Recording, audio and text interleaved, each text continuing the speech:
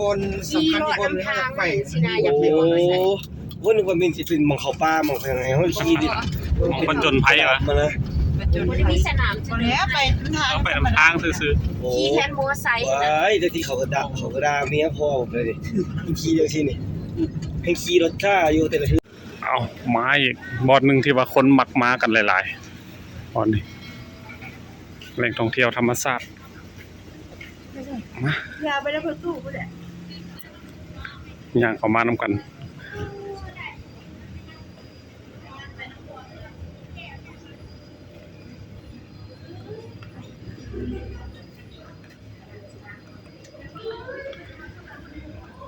บอลนี้เป็นบอลอาบน้ำน้องบูรากุลพัดคนว่าเลยไปเดี๋ยวพาเขาไปเบิ่งกันว่าทางไหนมีบอลไหนแดงโอ้อยู่นี่ก็มีอีกบอลหนึ่งขี่สลิง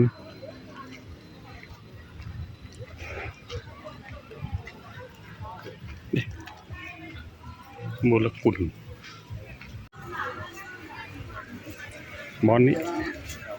บอลที่ผู้คนมาเที่ยวกันหลายเลยคนนึงมาเที่ยวอย่างมาอาบน้ำนั่งเป็นตูบเลยนั่งตูบลอยน้ำใสเลยมีป่าพร้อมเลยบอลนี้น้ำใสเพราะว่าบอลนี้โบเมนเป็นสายน้ำเลยเป็นน้ำคล้ายๆน้ำออกบ่อมาขึ้นหลายแท้เนี่ยบ่อันนี้เป็นปลาอย่างเกศแล้วก็นี้กระป๋าบ่เกศปลาอย่างลูกปลาที่เป็นปลาอย่างปลาไหนเหรอโอ้โหเมื่อนวะปลาก้างหลายๆมันบ่แล้วปลาไม่ออกคนร้อยน้ำนี่ก็ป่าออกหลายเลยนี่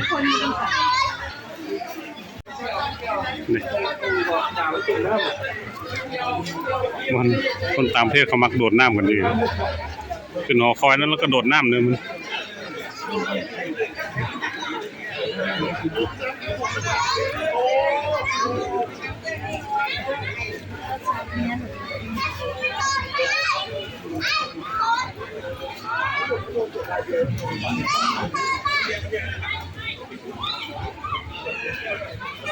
น้ำตัวนี้เป็นน้ำที่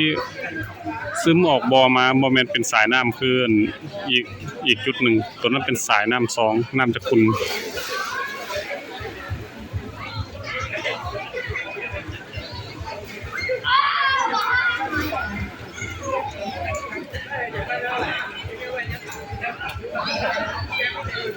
แล้วน้ำกระบอกเลิกลายเป็นไง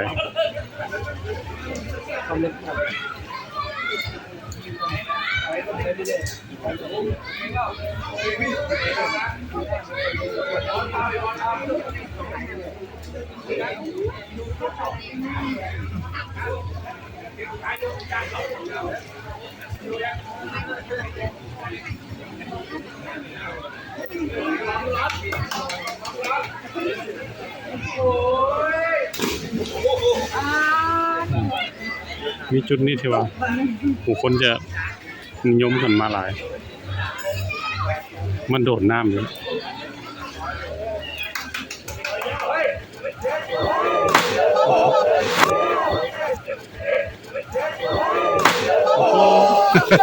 เสียงนั่นฟังสัตว์เลยวะ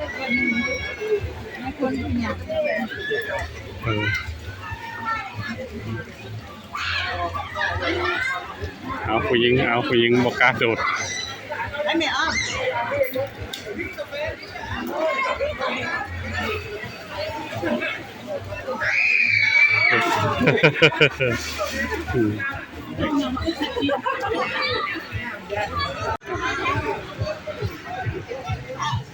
ส่วนหลายเด็กๆน้อยเขาก็ใส่เสื้อสูทซิป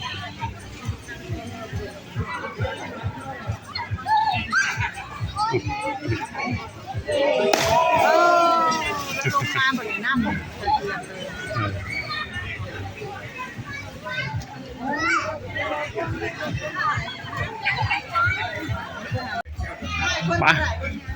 เดี๋ยวพาเขาไปยางเลาะถ้ำคนไหนเขาซื้อปี้เขามาแล้วเข้าสู่ถ้ำปูค้ำนี่ยินดีต้อนรับทุกท่านเข้าสู่ถ้ำปู